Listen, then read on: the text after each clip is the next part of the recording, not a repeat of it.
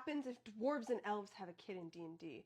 I'm not a gooner, I'm an educator, so let's talk about the maiden manual. And as always, this lore comes from my mangas based on my D&D games, The Night of Slaughter and The Devil's Deal. So first and foremost, we need to talk about the lore of the dwarves. So remember, way back in the day, the origin of the dwarves is that they were humans that was infected with a disease known as stone skin, that if not treated would eventually result in petrification, death being a result of starvation or suffocation. And it was Anva, the 11-foot 1-inch tall Oni giantess, that ended up finding these children and ended up taking care of them, finding a medicine for the dwarves would allow them to live out a normal human lifespan before ultimately giving them the elixir and dubbing them dwarf. For all intents and purposes, dwarves are basically humans when it comes to reproduction, until the stone skin eventually works its way up to their genitals. That requires the cork and plug procedures, which we'll talk about in the mating manual. But now we need to talk about forest elves, which are the default elves of this world. Because when it comes to forest elves, especially the females,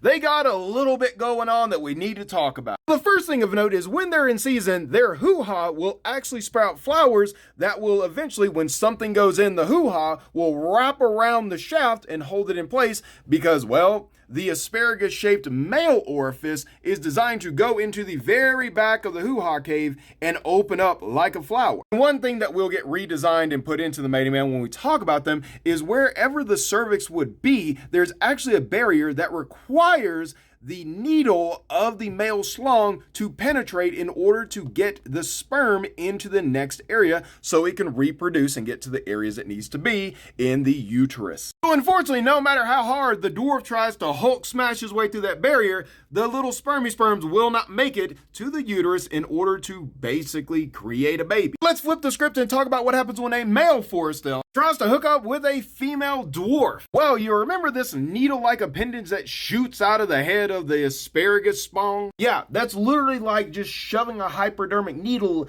into the hoo-ha and depositing genetic material. It can easily cause infection all in that area. And because of the curse that the Great Phase put on forest elves to never be able to create half-elves again, the genetic material just isn't going to mix. So even if you risk it all for the biscuit, your genetic material will not be able to combine with a dwarf or anything outside of a forest elf to create a hybrid. If you want to know more about mating, support the mating manual by grabbing a Ruby Gold sub or getting an original character into the lore by grabbing a diamond or by snagging a copy of The Devil's Deal or Night of Slaughter, which is where those manga panels came from. Hope you enjoyed your lesson in Fantasy Reproduction 101. Professor Darga signing out.